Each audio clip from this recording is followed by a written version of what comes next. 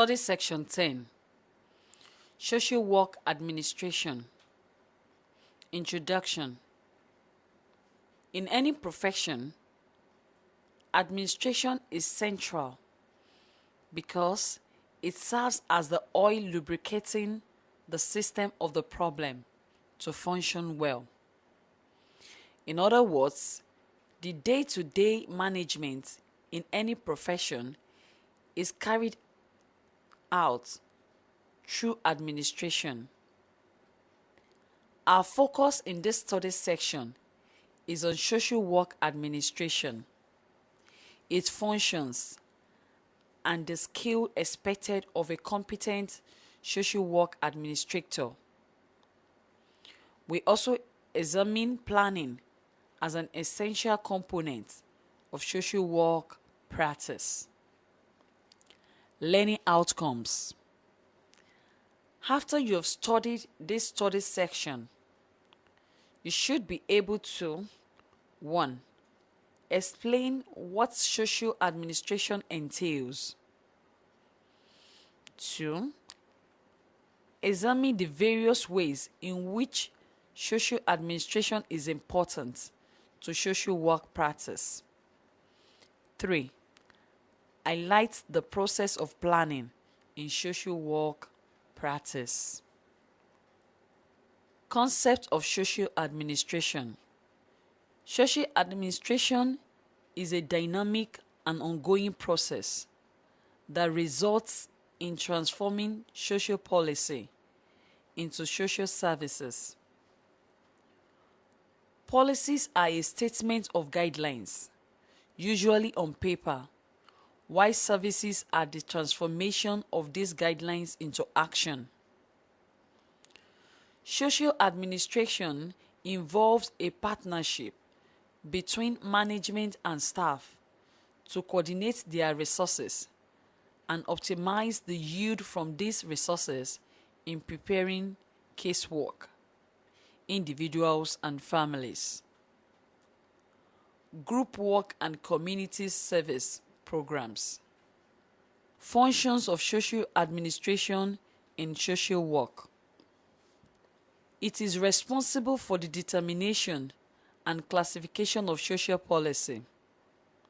This has to do with the formulation of a social policy and the intention of such a policy.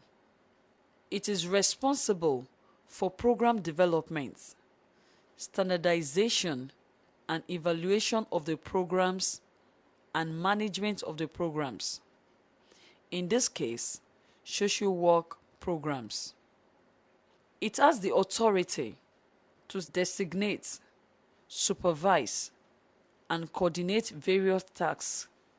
All these ensure good services. Every social worker has adequate authority commensurate with his or her position and assures the client of orderliness in social work practice. It is responsible for the mobilization and maintenance of resources to carry out effective social work services. It shows accountability by processing and reporting every detail of the services rendered by the agency. Social administration keeps records of practice. It facilitates community and public relations. Social administration ensures adequate community and public relations that are functional. Therefore, we need social services for catering for the problems that exist in the society and setting standards and meeting needs. Social work administrator must possess the following skills. 1. Basic administration and management skills.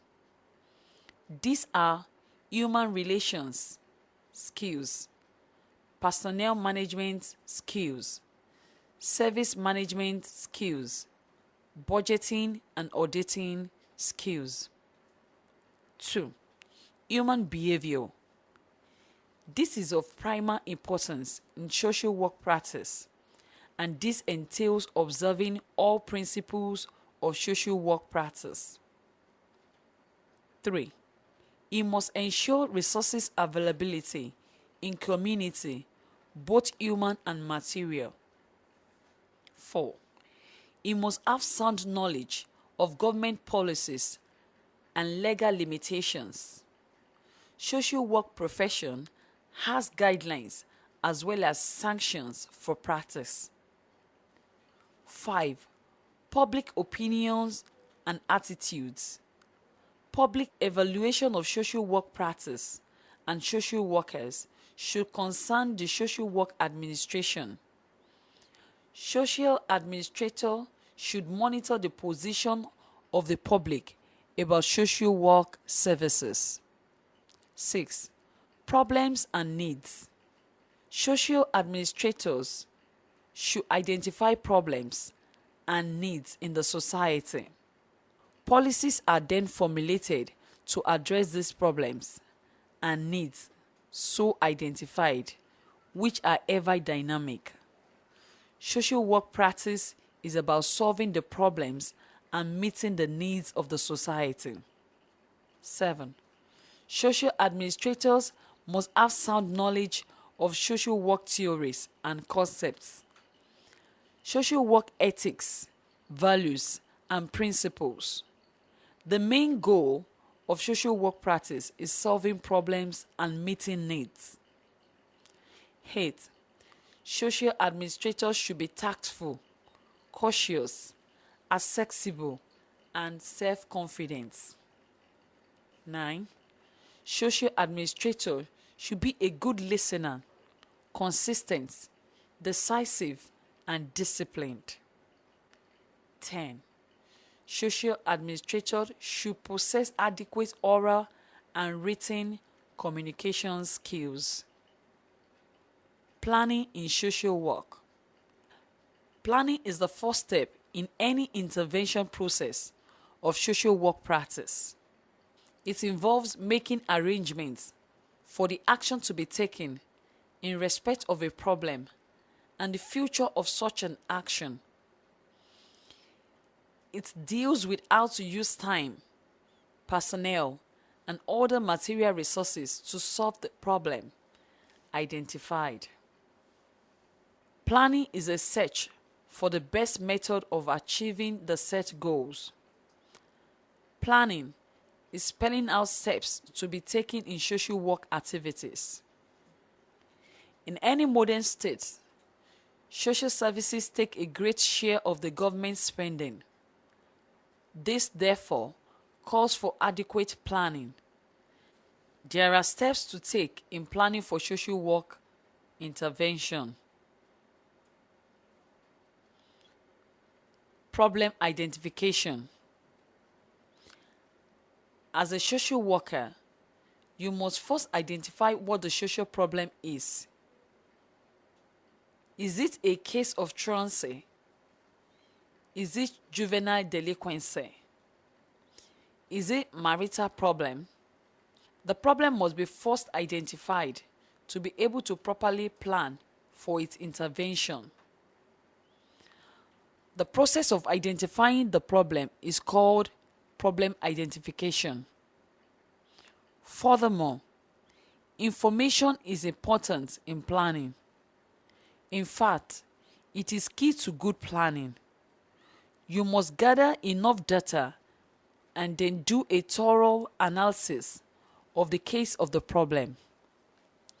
The next stage in this problem identification is to prioritize the causes of the problem for effective intervention. Formulation alternative corrective actions. Only the priority problem and its causes have been identified by the first step. The ways and means of overcoming the problem or at reducing it also have to be considered. In other words, it is also important to consider several alternative, particularly innovative corrective actions to address the problem identified. Selection of feasible corrective action. At this level, we will determine the feasibility of each alternative corrective action and select the most feasible action. We may ask the following question to arrive at a most feasible action. A. Is the action in question acceptable to the client and the profession? B. Is the alternative supported by other social workers and the agency where you work? C. How complex is the action and how easy is it to implement? D. What are the constraints likely to arise during intervention? E. What are the chances of successful intervention? F. How much time will it take for the intervention? G. What is the cost? H. To what extent can one use resources which are already available? Implementation planning.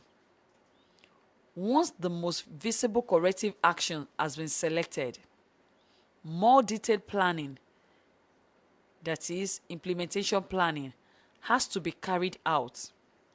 This involves the following: A. Scheduling. B. Identification of actors. And C. Resource identification. There is a need to identify activities to be carried out and determine their sequence and their timing. That is, start, duration, and completion of each activity. This is scheduling. Identification of actors is a crucial sub-step. We must identify who does what. In the intervention process, resource identification means those resources needed for the intervention. The use of existing resources which are underutilized or can be relocated from areas of lower priority. Decision making. The decision-making authority is usually vested in the client, who is central to the problem, by the agency and social workers. Communicating the decision. It is important that we communicate the decision face-to-face to all actors and those who will be affected by the decision. All the parties concerned may want to know the reasons for the decision. They will act and react better if they know why the decision was made. They should also know the benefits to the clients and the possible disadvantages the decision is likely to bring. Follow up. This is an important step in social work practice. The ending of any intervention is as important as the beginning of it. To this extent, the social worker must conduct some post-intervention investigation to evaluate the success or otherwise of the whole intervention process. If it is a success story, it tries to see the factors that led to it so as to employ the knowledge in future. If the desired result has been realized, then it tries to find out the reason for the failure. Intuition. Problem preventing, solving does not only require a rational approach. Intuitive thinking and acting on urges is an essential feature of successful problem preventing or solving in social work practice. All social workers must imbibe and act it appropriately. Intuition is knowing without getting there in the linear, step-by-step logical way. In social work practice, the intuitive which may come in a flash while we are tackling the problem, or later when the problem is put aside. They often use expression sleep on it means allowing the intuitive process to aid problem solving. Study section summary. In this study section, we discuss the concepts of social work administration, its basic functions, and the skills expected of a competent social worker administrator in meeting with the challenges of his profession. Also, we examined the process of planning in social work. We stated that planning is the first step in any intervention process. Planning is making arrangements for actions to be taken to intervene on a problem. It deals with time management and management of other resources, personnel and materials. Planning is a search for the best method of achieving the set goals. Some steps are fundamental to planning. Definition or identification of the problem. Formulation of alternative corrective actions. Selection of visible corrective action. Implementation planning. Decision making. Communicating the decision. Follow up and intuition. Planning in social work practice affects all aspects of practice. Training of social workers, field work, and internship practice and administration. Planning is therefore central to social work practice. End of study section 10. Thanks for listening.